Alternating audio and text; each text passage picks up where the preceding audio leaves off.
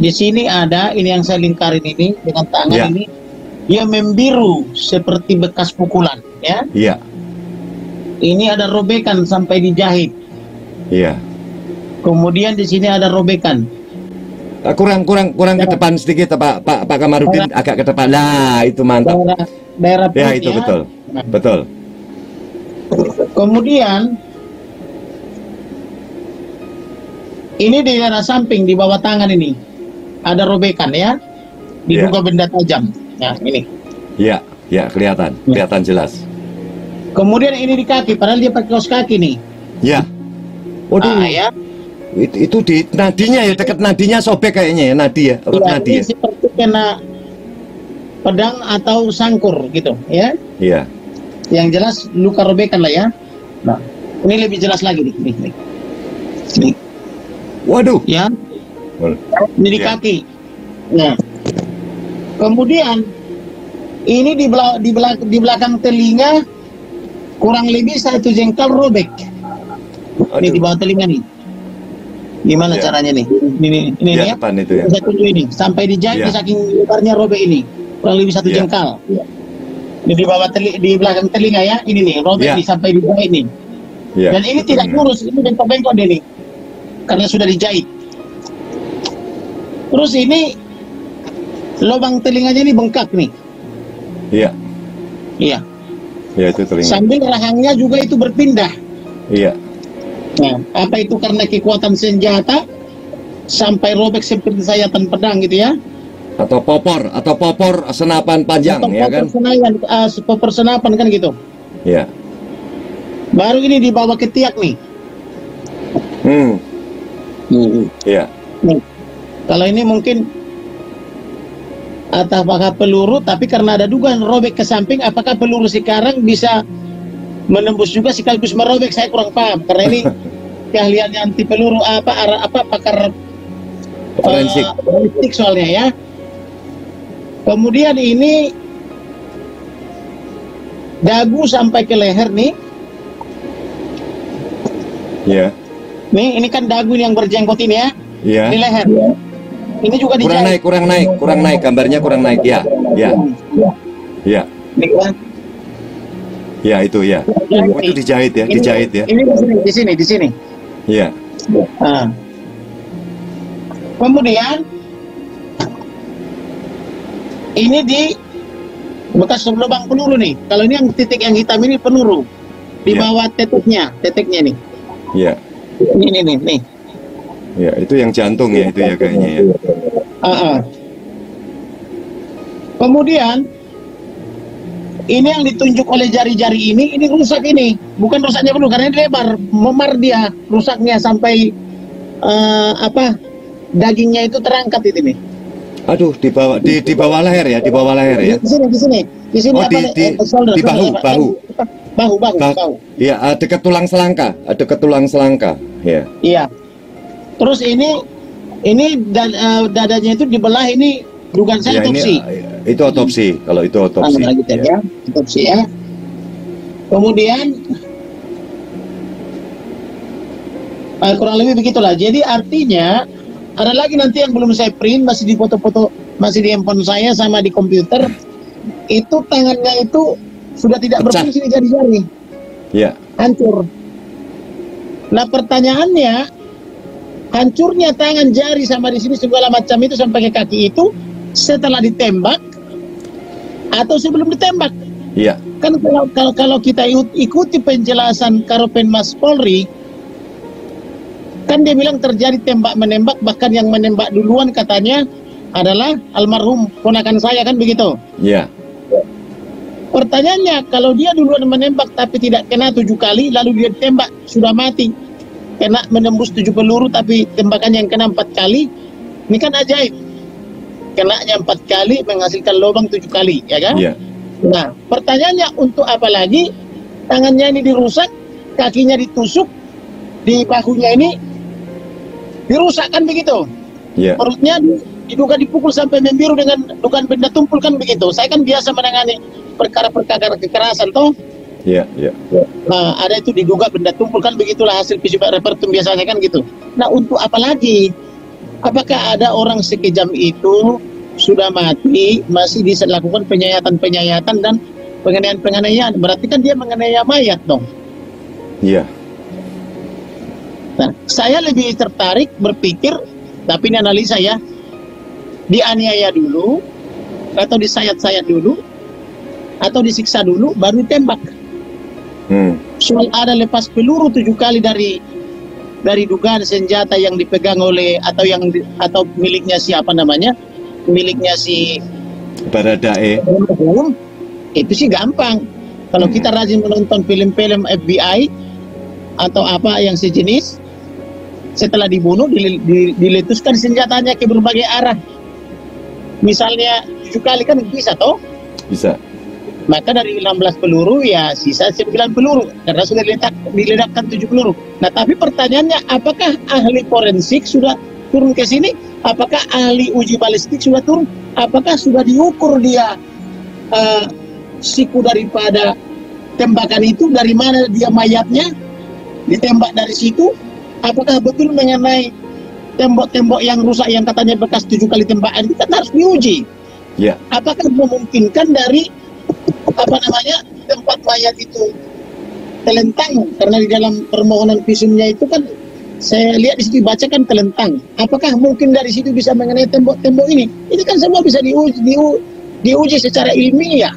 Amin. Ya. Maka saya katakan jangan berkesimpulan dulu tuh Karopenmas, biarkan dulu disidik oleh lembaga yang independen, tapi jangan dari polisi semua. Harus ada unsur akademisi, harus ada unsur ahli persenjataan, harus ada unsur praktisi, misalnya dari lembaga kepolisian atau IPW atau dari Polres Bangso Batak misalnya kan, tahap lah itu kan gitu.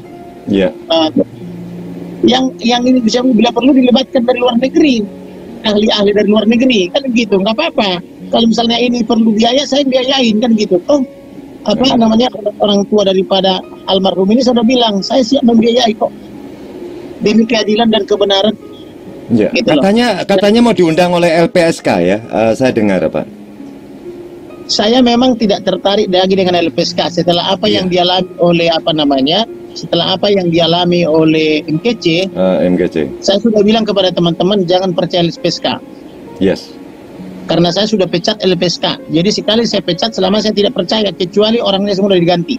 Saya prinsip hidupnya begitu. Yeah. Kecuali dia sadar dan bertobat, saya baru percaya. Nah, kira-kira inilah fakta-fakta. Apakah jari-jari yang sudah rusak masih bisa nembak?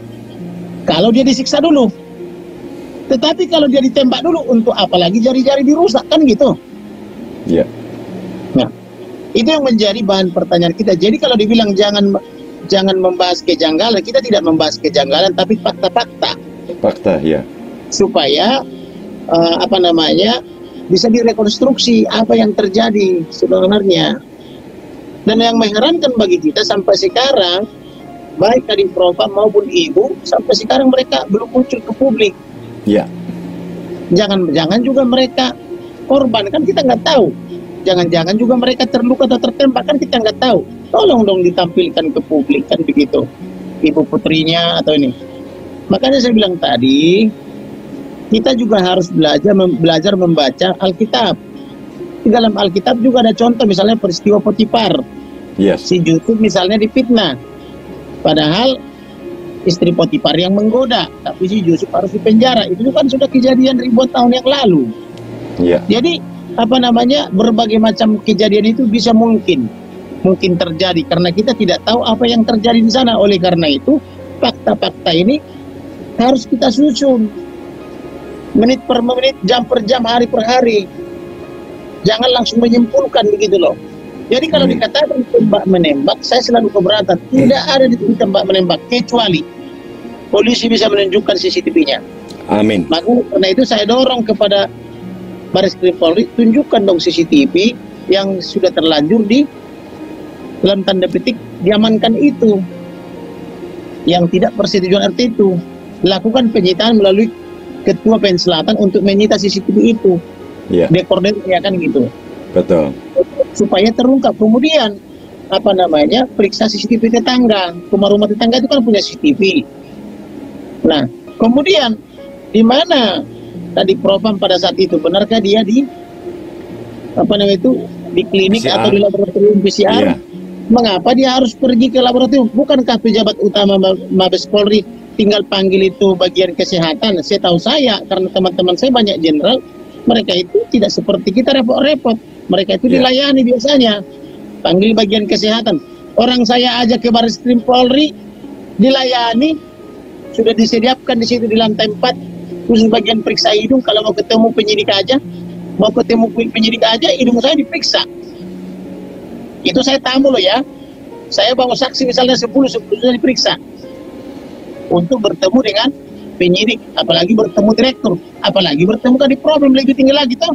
Nah, kenapa kadipropam ini harus pergi ke tempat PCR, padahal di sana disediakan untuk tamu aja disediakan kan begitu. Ini kan jadi bahan pertanyaan. Tetapi ini masih bisa dicari kok. Tinggal mereka pergi ke Telkom. Pergi ke Telkom, diperiksa itu nomor-nomor, baik nomornya ibu, maupun nomornya bapak, maupun nomornya berada maupun nomornya si almarhum. Kapan dia terakhir berkomunikasi menggunakan nomor itu? Di mana mereka berkomunikasi itu kan ketahuan itu di recordnya Telkom. Handphonenya bagaimana Pak Kamarudin? Handphonenya apakah ada berita handphone daripada 3 biji dari Brigadir J itu? Handphonenya bagaimana tuh? Sampai hari ini belum dikembalikan. Misalnya ada nggak? Iya. Misalnya nomor handphonenya Nopriansa Yosua Huta Barat itu kan ada 0822 815 75821. Itu sampai malam ini raib. 0823 7271 1439 sampai malam ini raib. 0821 7646 9890 malam ini raib. Iya. Sampai malam ini masih raib. 0822 58 144 9577 sampai malam ini raib. Tapi kalau ini diminta segera ke telepon, ada kok recordnya. Iya. Dengan siapa dia komunikasi, minimal CDR-nya ada itu. Iya. Di mana dia telepon terakhir, antara perjalanan dari misalnya dari dari Magelang ke Jakarta. Nah, yang aneh ini, apakah dia dibunuh dulu baru dibuka password handphonenya, atau mana lebih logis, dibuka dulu password handphonenya baik dengan cara sukarela maupun dengan cara paksa, baru dibunuh? Ini kan perlu dipikirkan. Ya. Mengapa handphone ini bisa mereka buka? Mereka dalam arti pelaku, sehingga bisa memblokir nomor-nomor kerabatnya sampai dengan malam ini. Ya. Dan ada urusan apa sehingga handphone orang tuanya, saudara-saudaranya, adik-adiknya juga diretas sampai tidak bisa WhatsApp kemana-mana? Nah, tujuannya apa? Apakah supaya tidak bisa dihubungi media? Nah, itu harus jelas, harus ada laporan. Ini kan negara, kita kan bukan di negara tak bertuan. Oleh karena itulah saya tidak berlebihan mengatakan masih ada kesempatan Pak Jokowi membenahi negara ini secara hukum, bentuklah tim independen. Betul-betul saya berpikirnya ini negara ini, kesatuan dan persatuan. Jangan rusak negara ini hanya karena kepentingan 1-2 orang, gitu loh ya. Yang lebih berharga adalah kepentingan bersama. Tidak ada yang lebih penting di negara ini, baik jabatan maupun profesi. Polisi tingkat tinggi dengan polisi tingkat rendah sama aja, sama-sama mengabdi buat negara ini. Advokat punya raya dengan advokat yang tidak kaya seperti saya sama saja, memberikan fungsi pelayanan baik di dalam maupun di luar pengadilan kepada masyarakat untuk mencari keadilan dan kepastian. Bukan gitu. Ya. Yang cincinnya tebal dengan cincinnya tipis, yang cincinnya tebal dengan cincinnya batu akik seperti saya juga sama aja. Fungsinya untuk memberi bantuan hukum kepada pencari keadilan baik di dalam maupun di luar pengadilan. Jadi jangan dibeda-bedakan. Oleh karena itu, biarpun ponakan saya ini atau anak klien saya adalah brigadir polisi, tetapi ini harus kita berikan keadilan demi bangsa dan negara ini. Kira-kira begitu Bapak. Iya, luar biasa ya. Terima kasih sekali Pak Kamarudin. Sekarang